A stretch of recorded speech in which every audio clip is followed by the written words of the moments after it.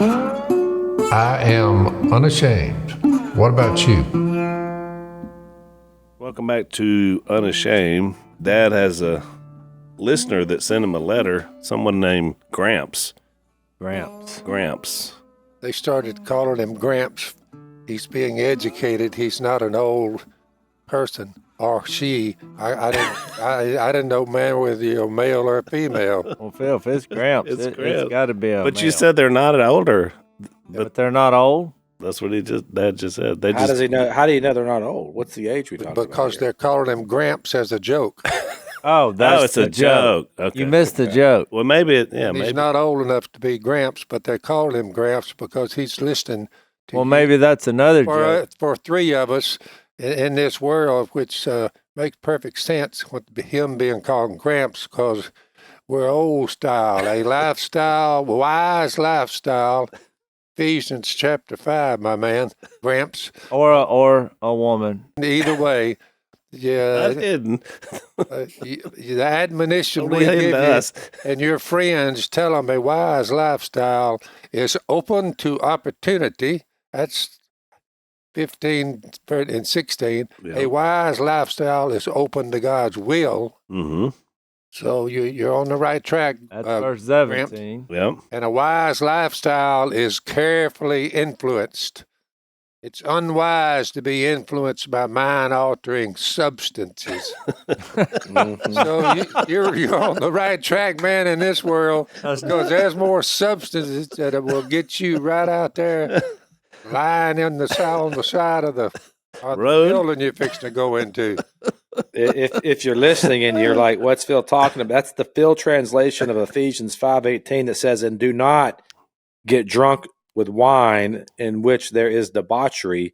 Yeah, but that be was filled with the Spirit. That was Because the he's going to substances. school. He is Yes. going to school in one of the northern universities, and he caught a little flack there because so they nicknamed him Gramps because he said, I don't think I want to get drunk or whore today.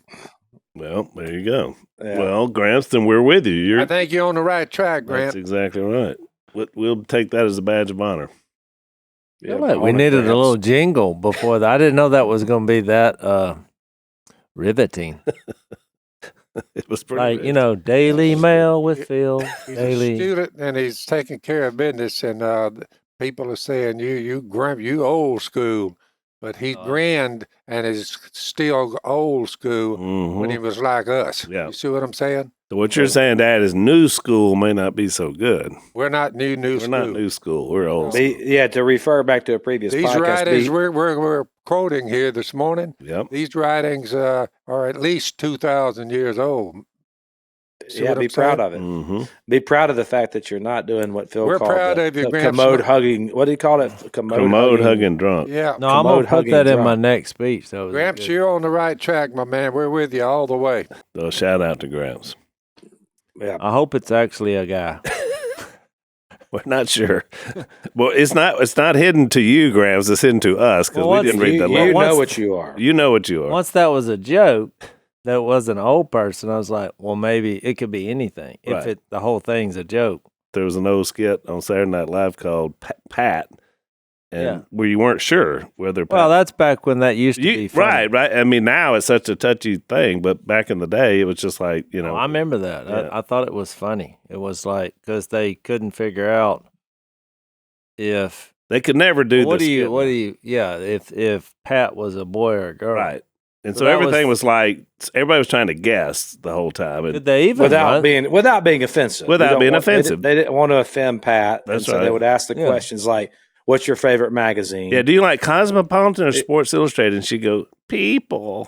I like people. There's- You those never were the- really knew. It's I mean, we can all agree those were the golden years. Of oh, they SNL. were.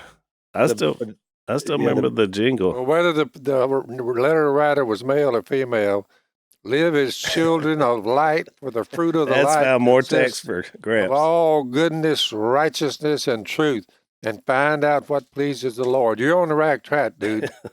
Don't let them people. Gramps, know you've y'all got a are- new fan in Phil. So Oh, just that's good. your letter has motivated him. That's a good thing. I We need a new usually don't. T-shirt. There's too many letters to try to answer, but I mean, I tried to, like one like that. But Gramps, His friends are resonated. riding him. Yeah. Well, that stuck Gramps- out to you, right? He had a note there. He resonated with you. He did. Yeah. I like it when we open the mailbag sometimes here. You got a Well, card open the today, mailbag. Jace. Was that a birthday wishes? it was a birthday card, but it was my birthday was 2 weeks ago. Yep. So I appreciate it. But it's Well, it could have been there. It was mailed to my house for some reason. well, but I like guess I'm a lot your of mailbag people, now. a lot of people's response to my upcoming trial over my seatbelt technicality. Oh, I'm just waiting. In quotations, they said, "Let it go," but no, we're going to trial. Yep. So I'm not letting it go because it's about integrity, it's about Yeah. honesty. So I got to thinking about it. I mean, I've been waking up the last 2 or 3 mornings, like Working on your speech, not working on it, just thinking it through. visualizing myself in Yeah. a courtroom saying, because I got to thinking about my record. I've been driving a vehicle for over 40 years. I think I'm going to start here. I got one ticket for evading a red light 30-something years ago. Yep. And you say, what was that all about? Honestly, I pulled in there to get a newspaper because back then we read the newspaper Yep. and I was wanting to look at the box scores That's how we followed baseball back in on the the day. baseball. And I peered over there and as I pulled into the convenience store and the newspaper machine was empty. So I continued onward. Now, I did evade. I didn't try to fight this because from the cop's perspective, I evaded a red light, but Right. that was not my intent. Yep. But I never had to pay for that. They dropped that. I'm surprised So- they didn't drop this one, but I guess maybe. And so the other since you time, talked about it, maybe now it's a thing. I was in Alabama and 3:00 in the morning with my family going on vacation, and I remember this one. I got a ticket for 41 and a 30. Mm. 30 Yeah, I know. feet from where it was 45. You know, So you were just about to hit the 45. yeah, there's two That's, people. that's on, called a speed trap. Yeah. So that's the only actual and look, ticket by the that way, I ever Jace, got. That was 25 years ago, a long time ago, and they're still in that same spot. I drive through there every time I go back and forth. So I'm saying I'm going to start there and then get into the case. I don't want to give too much because I'm sure. Well, the other side could be listening. Well, they could be. That's right. Well, I got news for them. Get ready. Because I believe my case is really sound. And to my knowledge, the hundreds of thousands of people who listen to the podcast, I don't think we've had any lawyer or any dissent upon the nuts and bolts of the case. From listeners? Yeah. Really? They just no. No, a lot of them say, let it go, Yeah. let it go. But I'm saying the actual nuts and bolts of the case, I've had zero lawyers say, Jace, you're wrong on this one. Well, you just think, out of the few lawyers that I've talked to. A few police officers have said you were wrong. Then I hadn't read it, but have sent to some of our people. Once you read Yeah. that statute, the lawyers are saying that this guy was wrong. He's taking a statute written for something else and trying to applying apply it to the public. No, that's not your job. You are to enforce what is written. You don't like the way it's written, write your Which who knows? Congress. Just this whole thing, you may change the way they look Yeah, at I this. think This so. could be a change. I'm all for law enforcement. Y'all know me. I've done more. Look, the yeah. thing about the justice system in America, and let's face it, it's under serious attack now in terms of trust. But the whole idea is you're supposed to have your day in court if you so choose. Yeah, this is context. Because a lot of people are like, I get it, they're saying let it go, but I'm saying if he really wanted to do it, I mean, if he really wants to go, this is his right as an American citizen. It's no That's different than what Paul did in the New Testament. You can't have. Look, I support the law enforcement, which I'll tell about that also in the lack of tickets we're not anti-police. in my life. Look, and the many functions. In fact, that's why I thought we were going to have a conversation about helping kids or something. That's why when I stuck my hand out to shake his hand, because I knew I didn't break the law. Yeah. So I thought, well, he maybe wants me to sign something, or whatever. I never have gotten a ticket. But Phil, has Phil never gotten a ticket? Never got a ticket. Well, not to my knowledge. Yeah. Now, there were some tales from the old days about some, DUIs and certain things like that. Yeah, but yeah. since you were a believer. But to be clear, because we need to move on, this is about taking one law, one statute, and applying it to something else. When if you just step back and look at the big situation, the seatbelt that I had on was properly fastened in the buckle. There was a band across my waist, and there was another band across my torso. Now, granted, it was under my arm, not on top of my shoulder, but it's functioning as a seatbelt would. If I would have had a wreck, the torso, because I've looked for studies on what are the difference in injuries if you have it under the arm or over the shoulder, and guess what? I found no studies. Some guy sent me a note and said it would hurt you, but I don't know. He said, I don't know what he does. Well, let's put it in the statute then. Yeah. But the statute I got a ticket for didn't have any of that in there. But I'm saying his reasoning, because I've already subpoenaed the. To most people, it wouldn't be worth the trouble, but to some it would. We were in. Yeah, but I subpoenaed the footage. Yeah. The body from cam? his body cam, because he quoted a statute over and over. That's the only reason I signed off on the ticket. I said, well, if that's what it says. He said, oh, that's what it says. Well, I guess he didn't think I was going to go look it up when I got, home. But that's why the lawyers. So they'll show the body cam footage at the trial. Well, I just have it there in case he says, no, I didn't say that. Oh, I see. I was like, oh, yeah. I didn't know you could subpoena that. That's interesting. One of my advisors said you need to subpoena that in case he says he didn't say that. So, but we were in New Orleans when Lisa had her surgery, and we had a couple of friends there with us, and she got a ticket it said she parked on the sidewalk, but she didn't, and so wisely she took pictures of her car. And she was bringing it back, and she was telling us about it. And I was like, well, it's New Orleans. So I don't, I would have just paid it. But her husband showed up, and he said, no. And so he gets on the phone and finds out where you go for this. Well, he spent 2 hours, but when he went in and talked to this DA and he had the pictures and he explained the whole situation, they dropped it. And so, to me, it was whatever it was, $100. I'd have probably just paid it. But, for them, it was like, no, we didn't do that. That's what bothers me when the people say, let it go. And you can't have, the law enforcement, they're supposed to enforce the law. You can't have them interpreting other laws and applying it right under situation. That's not the job. Right.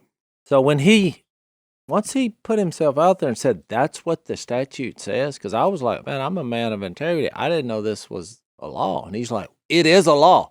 That's why I'm fighting back. If that part of the conversation hadn't happened, I would have paid the ticket. But he's like, this is the law. This is what the statute says. I looked up the statute. It does not say that anywhere in there, not even close. So at your trial, you need to say, I am the law. No, you wouldn't almost say that. But I am going to say, you can't be misapplying. You can't take a statute written for automobile manufacturers and then apply it to this situation and give somebody a ticket. What he should have done is give me a warning. I was right, because ever since then, I've had my shoulder strap off, because I thought if I see this guy again, he's going to say, here we go again. He's going to get you again. The warning would have worked, but that's why I think it became personal, and it was kind of a Perry Mason, I got you. You got to open with, Your Honor, not only do I deny the allegations, I deny the alligator. Yeah, I actually like that line. I'll try to work Maddie, that got a cackle out of Maddie. So I don't know, maybe it happens every political season, but it seems to be this year more prevalent than ever that we see abortion being talked about more in the campaign, for president and all this stuff. And, we being obviously believers in life, it's not a political issue with us. It's a life issue. It's a human rights issue. And our good friends at Preborn, that's how they view it. They have a network of clinics, and they position themselves in the highest abortion areas in the country and basically put themselves on standby to protect and love mothers who are facing unplanned pregnancies. And I think that's one of the things that, Jason, has changed about the pro-life movement. I feel like we're more the pro-love movement now, realizing that, we're looking out for folks as well as the babies. We're looking out for both. Yeah, because the argument comes down to, you can call it a catchy phrase, reproductive rights, of a woman. We're looking at babies. Yeah. We're focused on the actual babies because at one point in life, strangely enough, we all were babies. That's right. It's like President Reagan said. He used to say, it's easy to be pro-choice once you're alive and on Earth, but someone chose life for you to be here, which is true. And what Preborn does is they introduce a woman to her baby through ultrasound, as well as showing her God's love. And when this happens, her baby's chance at life doubles. And so just hearing that heartbeat makes all the difference in the world. So we want to help these guys out. They need our help. A donation of any size to support the mission of Preborn is a good thing. All gifts are tax deductible and help defend the defenseless. One ultrasound is just $28, or 5 ultrasounds are $140. $5,000 sponsors all the ultrasounds for Preborn's entire network for a day. So check these guys out. Let's help them. Let's join together and help mothers choose life. To donate, dial pound 250 and say the keyword baby. That's pound 250, keyword baby, or go to preborn.com/unashamed. That's preborn.com/unashamed.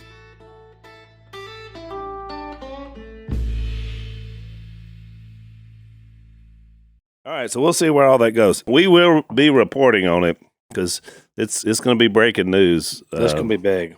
It's going to be big. You think? I think so. I think there's something. I mean, I think it was one of those things that, I was kind of getting sick of hearing about it, but now it's at that point where you're actually it's kind of morphed into a story. I mean, it's like I feel like I've been just like grinding us down. It's like a dateline now. Well, if you would have paid attention sooner, you would have realized this has been a story all along. I mean, I'm in now. I'll be honest with you. I mean, I went from a guy that was like, enough is enough, to like, I'm really curious of how this turns out. Zach was an early let it go. Now he's rooting you on. You just don't realize that if you just all line up like cattle. I admit, Jase, you have a right to have your day in court, and you're doing it. So part of me, really respects that. Yeah, I do too, and I think our audience. I may be wrong. We'll find out, but I feel like this episode there's going to be a shift in the polling, and I think most people are going to be like, "You deserve your day." Well, we've certainly built it up to wait. We can't wait to see what happens. Most people are giving opinions, but they haven't read the statutes. That's true. That's true. The statute that I got a ticket for had says nothing of what the guy who is saying, here's the reason I'm giving you this ticket. This is what the statute says. It does not say that. Anything close to it. I mean, he had memorized it. I could tell he had done this many times. So I thought, this is just not right. Well, what's going to happen now, if your case, if you're found innocent, then they may have to go back and overturn all of those other cases. No, they won't do that. I don't think in the traffic court, I think they have a lot less. You're thinking, that's what I was thinking. I thought the implications of what we're fixing to do could change the world.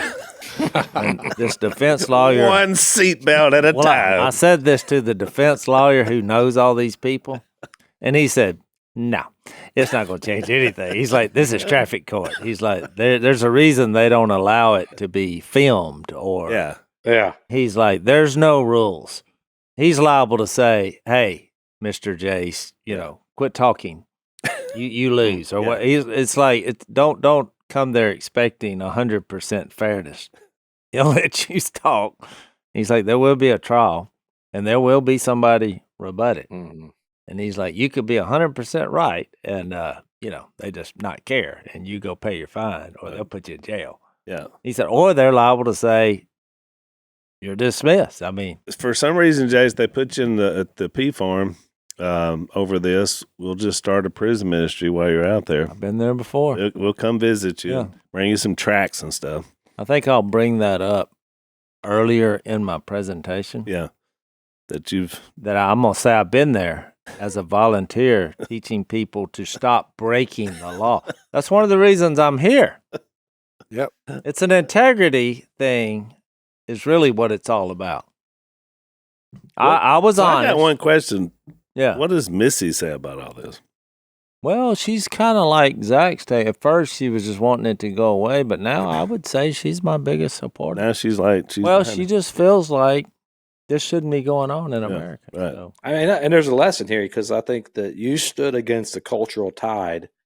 You know, when everybody was telling you to shut up, let it go, you stood in the gap and like a prophet, and you said, "I'm not going that way." Well, it's because I'm not blaming everybody who said let it go, but they don't realize to me integrity matters, and I think because I was honest, he took that as a weakness and gave me a ticket. I was honest. I was like, the reason you didn't see my seatbelt is because I had it under my arm, and he's like, gotcha. And so then I didn't think he was being honest because I said, well, that can't be a law. And he's like, oh, it's in the statute. Well, that's why I said it's always been about integrity. When he said that's in the statute, he shouldn't have said that. That's not in the statute. To your credit, you, from the first day this happened, because it was right before the podcast, that was your claim. It was a challenge to your integrity. You said that from the minute. And I'm not throwing this guy under the bus. No, and you never have. He could just be ignorant of he just thinks that's what the statute says. So it'd be interesting to see his take. Yeah. But either it's ignorance or something sinister where he knows that doesn't say that and he's just trying to, which I don't really think. I think it may be an ignorance thing. But my point is you're there to enforce the law, not interpret it and apply other laws to what you think it should be. And that's when you need to write Congress, not people tickets. Well, I do think there's something supremely American about having integrity and sticking to it, even when, as Zach said, the flow is against you. There's something. I mean, that's kind of how we were founded. We were under these laws and rules that weren't fair, and we just said, we're not going to do this. We're going to just start our own thing. Now we've drifted off course, but I'm saying that's where it started with this kind of mindset that Jay said. I keep thinking you shall know the truth, and the truth will set you free. I told the truth and tried to be rational about it, and if they deem that as the interpretation of the law, I'll pay it. But I didn't know that. I didn't know that was against the law. Right. Because the statute certainly doesn't say it. But if we want to apply it to that, okay, well, let's do it. Right. It's not like you're just going to quit driving. But somebody, maybe I can get them to, write Congress and change the wording. I mean, it'll be surprised if I'm guilty. If they deem me guilty, it'll be interesting what the next move is. Yeah.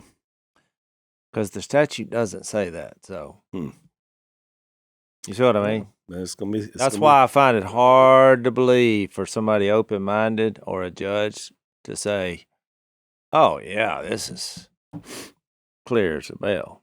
Right. No, don't see it. All right. So if you open the betting, so Unashamed Nation was. I guess we need to see what you think now. If you think something differently, so let our folks know. I feel an acquittal is coming. I mean, that's how confident I am. Go for it. Just see. I could be wrong. All right. So we're in Ephesians 5, and actually, Dad read the text, which is kind of where we left off. Now jumping into marriage, because we talked about wisdom, and we talked about it's kind of a culmination of living the life of Christianity. And this whole illustration that we're about to get into, I think Jase mentioned this last time, is Christ and us, Christ and his people, the church. Yeah. And he illustrates that three different ways in this text that we're diving into. The first, of course, is relationships and this idea of submission. And it started out submit to one another out of reverence for Christ. And it's our relationship with him, but it's the closest thing you see on earth is between a husband and a wife.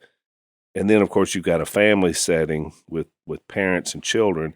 And then you've got this, what in their thing was their culture was an indentured servitude setting where you had people that were over other people. So all of these are illustrative of the submission principle. A pretty some merit. But among you, there must not be even a hint of sexual immorality or any kind of impurity or greed. These are improper for God's holy people. So when we're told as a group that there must not even be a hint of immorality, greed, Impurity, which was kind of a demonic. Man, that's the demonic word. That lets you know that God is serious about this sex thing. Well, absolutely. And it's what destroys family after family after family. I mean, how many marriages does it destroy every single day? I mean, it's just...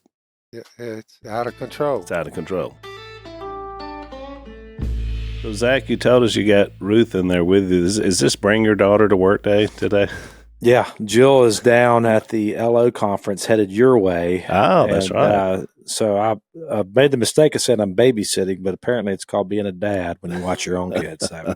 I love it. And we love family. Obviously, we love being together. And one of our good friends, they're out there in ministry, is Focus on the Family. They've been doing great biblical work for many years to strengthen Christian families all around the world. And they have a podcast called Focus on the Family with Jim Daly. And every episode is designed to help you to guide your loved ones through the unique challenges that are faced by today's Christian families. And let's face it, our families are under attack from the evil one in many, many ways. They have decades of trusted, compassionate stories of redemption that they tell on a regular basis. Jim connects you to biblically sound advice on marriage and parenting that is relatable, practical, and also very interesting. It's not just a podcast, it's a lifeline. So whether you're dealing with everyday issues or you're searching for guidance on more complex matters, Focus on the Family is there to support you every step of the way. So we want you to check them out on your favorite podcast platform, or you can visit FocusOnTheFamilyWithJimDaly.com and start making a difference in your family's life today. That's FocusOnTheFamilyWithJimDaly.com. Trust us, you're going to love it.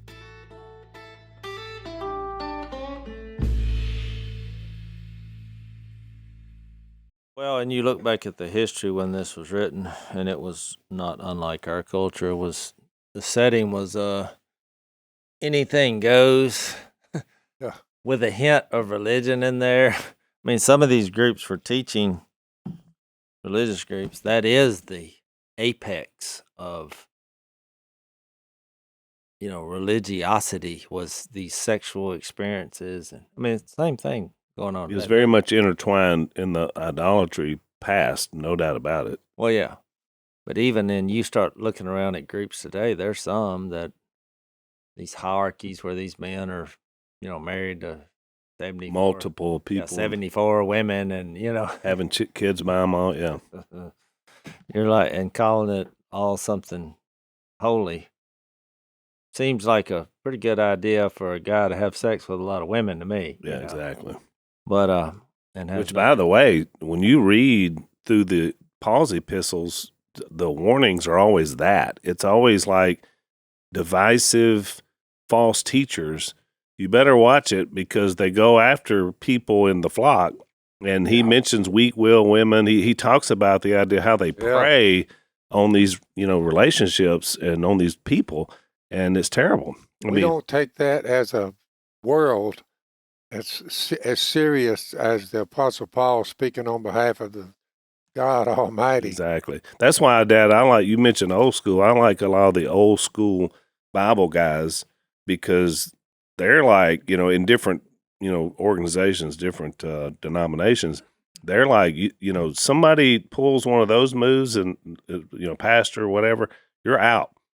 You don't go back because that's, you can't be trusted.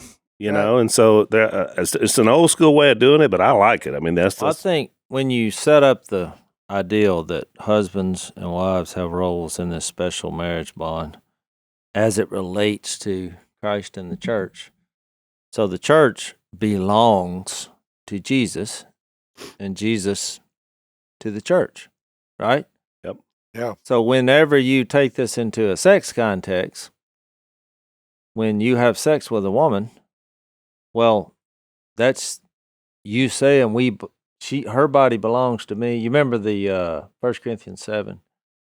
And we belong to each other. That's why if you were having sex with multiple people, all of a sudden that doesn't make sense anymore. Because when in that act, well, I thought you belonged to the last person, Yeah. Here. So, and that 1 Corinthians 7 says, I think it's a good passage to read since he was talking about kind of in the context of sex. Paul said, it's good for a man not to marry. It's because he was not married. Right. Which is strange, because people say, well, Jesus wasn't married and Paul wasn't married, and they're writing about marriage. Yeah. How does that work? Yeah. But they do have the Holy Spirit. But since there is so much immorality, each man should have his own wife. A lot like Ephesians 5, where it said the wife should be submissive to her husband. Yep. Which a lot of people, especially in churches, they think that my wife should be submissive to them. Right. Like, no. Because she's somehow less than. Trust me, she'll let you know that ain't going to happen. That was kind of a joke, but not really. Maddie laughed about it. But since there's so much immorality, each man should have his own wife, and each woman her own husband. Now, I find this fascinating. The husband should fulfill his marital duty to his wife, and likewise, the wife to her husband. The wife's body does not belong, there's the word I was looking for, to her alone, but also to her husband. In the same way, the husband's body does not belong to him alone, but also to his wife. So I find it fascinating that right off the bat, Paul is making it clear it's kind of a two-way street here. Because most people say, oh, well, the husband, he's, your body doesn't belong to you, it belongs to me too. But the next verse said, hey, buddy. Same way. Yeah, get over here, whatever. And so then the next verse says, do not deprive each other except by mutual consent and for a time, so that you may devote yourselves. By the way, he's talking about sex. He's talking about sex. Yeah, we're talking about, Phil brought it up, so I thought once he brought it up, we'd talk about sex. Wasn't there a song, Let's Talk About Sex?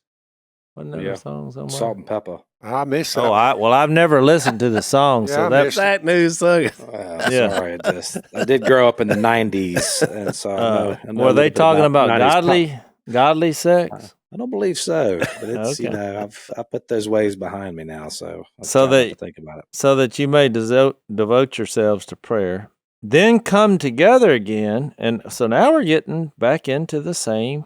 We have this spirit. This evil spirit, demonic, impure, unclean. It's an interesting point. You're right. Then come together so that Satan will not tempt you because of your lack of self-control. I say this as a concession, not as a command. I'll let you explain that. I wish that all men were as I am, because he was single, but each man has his own gift from God, and one has this gift, another has that. But I want to read this next part too. He started talking about unmarried and the widows in verse 8 and 9. It is good for them to stay unmarried as I am.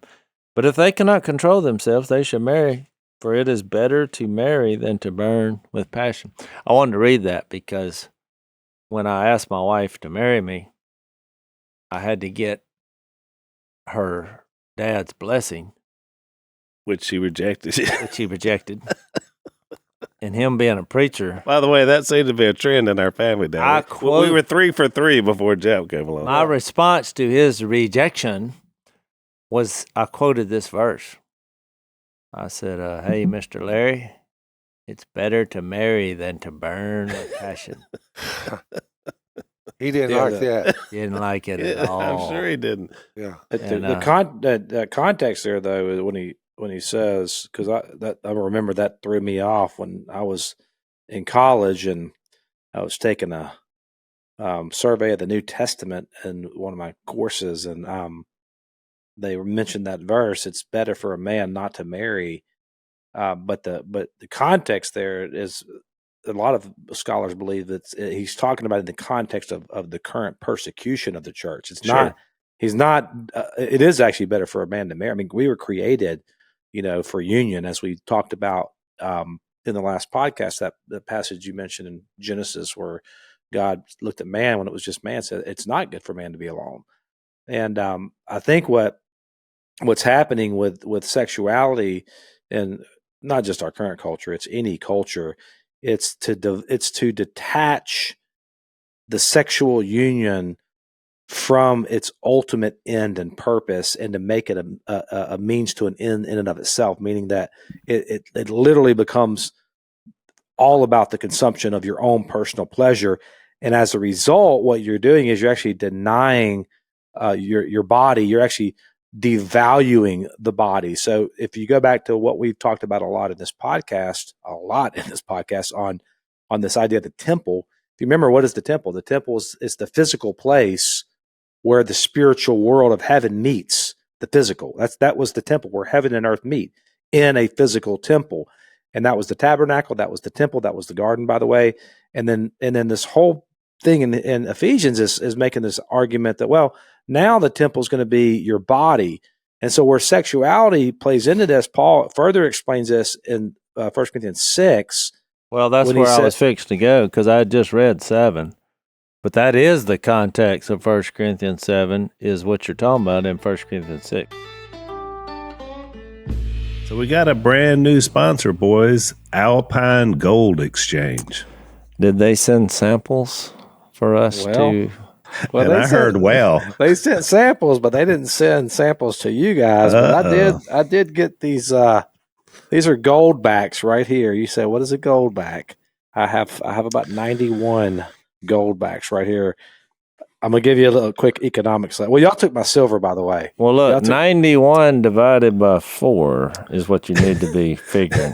Well, I won't. You need to give me my silver back from Si, and then you guys can get the gold. Oh, backs. We've been fighting over precious metals. And so I want to tell you about our new sponsor here with these gold backs. If you know anything about the gold standard, when you anchor your currency in gold, you can have, it's a good hedge against inflation. The problem with gold is it's hard to trade it, right? Because it's so valuable. You're not going to go to the store and purchase something with 2 ounces of gold. But that's where our new sponsor, Alpine Gold, comes into play. At Alpine Gold, you can start earning competitive returns on your money, on precious metals at least, that allow investors to protect against inflation, which we've all seen, by the way, while earning a competitive return at the same time. You're not going to find many similar offers. Every other precious metal IRA is lacking this. That's why Alpine Gold offers gold leases that pay you in gold. Everyone is eligible to start with returns up to 3.5% APY. Alpine Gold now offers members the ability to enroll in their lease program directly on the UPMA account portal for gold coins, gold backs, and silver, which, by the way, you guys stole my silver. I want it back. The gold back is the world's first physical interchangeable gold money that is designed to accommodate even small transactions. That's the big distinction, is it can accommodate even small transactions. Goldbacks do not need someone else's approval to spend. They don't specify where they can be spent or what they can be spent on. They're anonymous. There's no need to know who you are to spend them. And for the first time in human history, you can spend physical gold on small transactions such as a smoothie, while using the same type of money for large transactions such as a remodel on your home. This solves the 2,600-year small coin problem with spending gold. We are proud to offer the industry's best pricing for goldbacks, an inflation-resistant currency that is made of gold.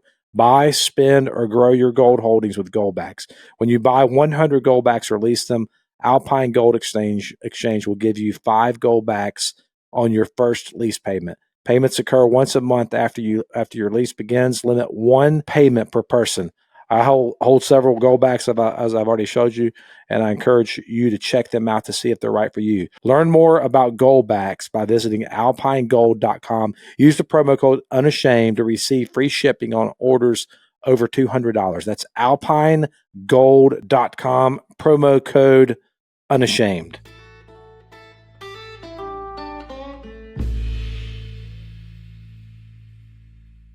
Yeah, 1 Corinthians 6 gives such a beautiful picture of it when it's talking about sexuality. By the way, I remember this because people used to get onto you guys for dipping Copenhagen, and I may have been part of the Copenhagen snuff dippers, but I remember they'd say, sin against your body's a temple, and you guys would always quote this verse, which is a great point. And by the way, and I quit dipping, been over a year since I've.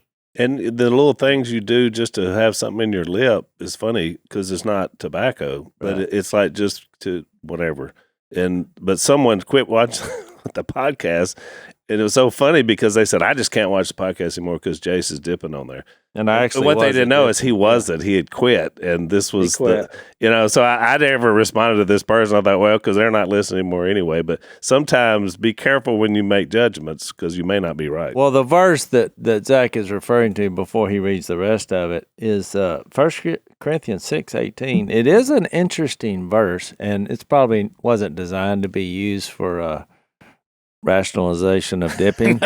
But maybe just a scotch out of context. But it is a profound verse that means something. Yeah. It says, flee from sexual immorality, which I think that's what it's talking about. Yep. That's why I said when two people get together, there's sex that is moral in that God is the creator of the bodies, sex, and morality itself. So, in that context, sex is moral. It's beautiful. It's actually a beautiful thing. Yeah. So, immoral would be not designed. Which, by the way, that's why Paul said, I say this as a concession, not a command. He was talking about, because out of weakness, he's not commanding people when to have sex and when not to. He's just saying, look, you want some advice over how to deal with each other, this is a good thing. And this is from a guy who never had sex, as far as we know. Exactly. So, verse 18 then says, all other sins a man commits are outside his body.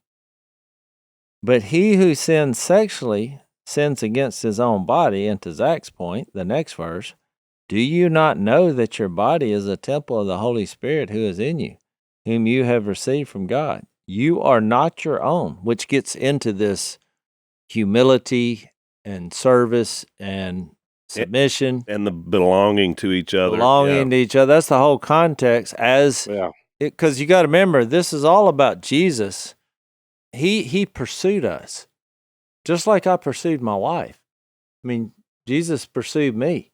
And he didn't force or coerce or bully or say, hey, no, he did it in love. And that was the pattern by which I put into my life about finding a woman. So I would give a little Jesus speech right off the bat and see where that went. Because I knew, okay, if this woman is going to marry me and we're going to fulfill our roles and have a happy marriage, I think we're going to have to do it God's way. So that was my intent. And I met a woman who was 100% in agreement. Yeah. And so that's how it happened. So then it says, therefore, honor God with your body. What's interesting is in 6:9, he started the whole section saying, well, what if, you've messed up and you have been immoral and you have done all these things? And Phil knows this verse very well. Verse 9, when he said, don't be deceived, neither sexual, immoral, idolaters, adulterers, male prostitutes, nor homosexual offenders, thieves, greedy, drunkards, slanderers, swindlers will inherit the kingdom of God. And that is what some of you were. You were washed, you were sanctified, you were justified in the name of the Lord Jesus and of God. So he talked about this conversion that happens. So it tells you out there's two conversations when it comes to sex. You have a conversation for those who are in Jesus, and then a conversation of those who are not in Jesus. If they're not in Jesus, let's face it, look at our world. Anything goes. But once you surrender to Jesus, you're now saying he's the Son of God, and you're going by what God says is the standard for morality, culture, families. And look, at the end of the day, whether you believe in God or not, life would be better if the foundation of our culture were husbands and wives who had these roles and who were loving their kids and showing them Jesus No doubt and the about it. loyalty to each other. And you just look around, it would be a more, I think it would be a better. It would be a healthier place. Well, you're having culture. here, you're having this context here too. I mean, I think Paul's argument actually goes beyond just the morality of it. Paul anchors the argument in the actual purpose and the design of all of it. And when that's what the picture here, and that we mentioned this in the last several podcasts about Ephesians. This whole idea in Ephesians about oneness. Different, diverse groups becoming one. Gentile, Jew and Gentile becoming one, male and female becoming one, husband and wife becoming one. So that you can't get past this oneness part of this, because in verse 15, he kind of makes that argument. He says, don't you know that your bodies are members of Christ? Shall I take then the members of Christ and make them members of a prostitute? He's talking about oneness here. Never. You're not going to do that. Or don't you know that he who is joined to a prostitute becomes one with her in body? For it is written, the two shall become one flesh. But he who is joined to the Lord becomes one with him in spirit. So the reason why he says flee sexual immorality is because he's saying that what sexuality was meant for is for the two to become one. And there's a verse in Malachi, which is really talking about Israel and Edom in Malachi. But there's this really interesting verse where he has a correlation to marriage and to the sexual union in Malachi chapter 2. And he talks about this. He says, you divorce the wife of your youth. He says, did he not make them one? This is in Malachi 2:15. Did he not make them one with a portion of the Spirit in their, here's the word, union? So what's the purpose of it? What was the whole purpose of it? It was union. And what was that one God seeking? What was the one God seeking? The one who made them one in union. What was the purpose? The question that they're asking, the prophet's asking here, what was the purpose of this union? And here's the answer. I love this. Godly offspring. That's the purpose of the union. The purpose of the union is godly offspring. So guard yourselves in your spirit and let none of you be faithless to the wife of your youth. And so when you think about the purpose of the sexual union, it is for interconnection of intimacy and oneness. Well, what's the purpose of the oneness? It's to create more life. You say, man, I wonder where that came from. Well, you can look inside the Godhead and see where that came from. That is a picture of who God is, that God is three distinct persons that are one in being. And the result of that entire who God is just life and life abundantly, and just a fountain of overflowing life. And when we take sexuality and we turn it inward in on ourselves, and we end up in kind of, I would call like a porn culture where it's completely disassociated even with an actual person, that you're actually experiencing the physical sexual pleasures literally by looking at a screen. You think, and this is where our culture is headed. The whole thing is built around isolation and death and lifelessness and sterility. And instead, what God says, no, I have come to give you life and life abundantly. I think it's a beautiful picture of who God is.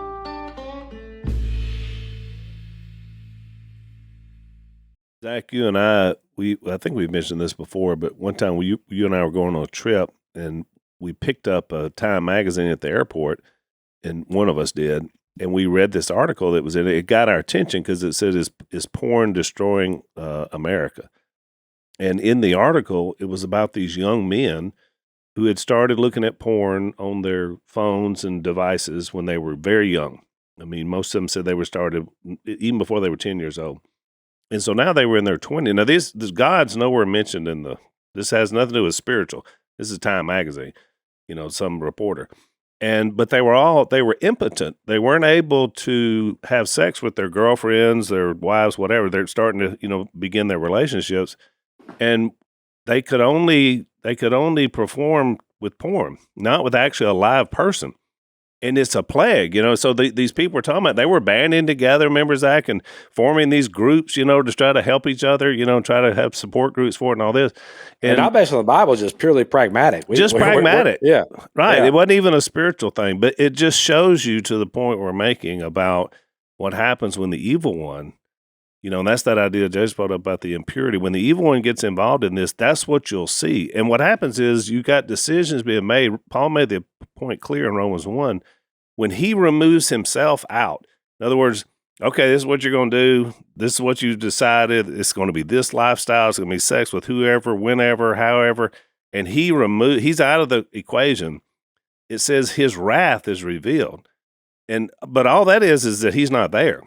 We see the results of the wrath in what we see in unfortunate culture. It's the turning over to yourself. And I think that what's happening, this is an interesting topic I've been reading on a lot lately. There's a French, I think he's a French philosopher. I don't know what he was, a writer, but he wrote about this thing called, his name was Rene Girard. And he wrote about, and get your cricket noise out because I'm going to say a term here. He wrote about a term that he called mimetic desire. Mimetic Desire. Mimetic. Mimetic. Numetic. No, mem. M-I-M. Maddie's putting it on the screen. Put it on the screen. There's the cricket noise. But I found his work, and I'm not completely agree with everything he said, obviously, but a lot of what he wrote about is this idea that desire is actually mimicked. All of our desires are mimicked, and we don't really know how to have a desire for something like originally. And why didn't he just say that instead of calling? Well, he was a French philosopher. I don't know. Maybe it got lost in translation. But the idea of it is that, like, what we desire it because we're mimicking others. And like you think about with your kids, if you had a bunch of toys in a room, and maybe it was even the same exact toy, two of the same exact toys, and the kid's playing with one of the little toy cars, and he gets tired of playing with it. He throws the car down, and then somebody else, another kid, comes in the room and picks up that car. What does that kid immediately do? Every time he wants that car back. Yep. And even though there's one just like it beside it. And the point is that we want. And even though it could sit there all day and he never picks it up until that other kid does. Yeah, exactly. Yeah. And I think with sexuality, even, like, you think, man, why do I want the things I want? A lot of this is mimicked.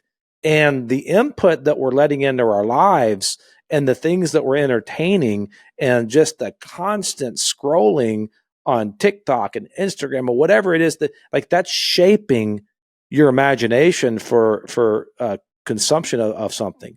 And I think if you're going to walk in, because a lot of this is like when you talk about the porn stuff and all that. I mean, look, let's face it. Most people probably listening to this podcast, you've looked at porn. I'm not saying everybody has, but a lot of us have. So you're listening to that. And a lot of times you hear these, at least I would hear something like this and I would feel like this immediate shame in my life, but I think the key is this is to start to understand, man, you don't have to have the desires that you currently have. Like God can reshape those through new habits and rhythms and liturgies. And like God does reshape our desires. And that's actually what worship truly is. It's a rhythm. It's a pattern of life that by doing it, you're able to distinguish is offering your bodies as a living sacrifice to God, holy and pleasing to Him. And then you'll be able to discern what's good from evil. And so there is hope in this. Like, there's not like you can read these passages and be like, oh my gosh, man, I'm done because I know what I've done. I know what I desire. I know what I want. I know what's in my heart. And Paul's like, no, that's what you were. And some of you may be even trying to go back to that. And Paul's like, don't go back to that. Yep. Be renewed in your mind. The whole picture here is painting a picture to help us have an imagination for a life in Christ, which means it's a life, it's oneness, it's connection. And the younger that you can figure out exactly what Zach just said, the younger you can start doing that, the better off you're going to be. Well, because you don't set in bad patterns into your life that you have to deal with. To explain in a simpler way, I heard a philosopher once say, this was Mac Owen, who looks a lot like me and Phil. Was he part of the No, he said, I remember him in a sermon saying, he now leads the Celebrate Recovery program. the whole thing? Yeah. Yeah. He said, why do men scroll and flick channels on why do you scroll on the internet? Yep. And why do you channel surf? He said, they're looking for flesh. So I could have saved you 5 minutes. That the mimicking is you're looking for flesh. And when you find it, you stop and right. ponder. So we're going to have Matt's going to be on the podcast. He's coming in. But it was good advice. Yeah. Because I thought to myself, yeah, if I'm flicking the channels and you see a suggestive woman, you stop. Yeah. It proved his point. You can do what I did, just throw the device that way. Yeah. Flesh and all. Yeah, gone. That was one of the many reasons why about 4 years ago I just said goodbye to social media. There's no, I'm not scrolling. Yeah. You know. We want to be looking for good things. Because it's just a matter of time. All it takes is time. And why even put that in your mind? Yeah. All right. Well, speaking of time, we're out of it.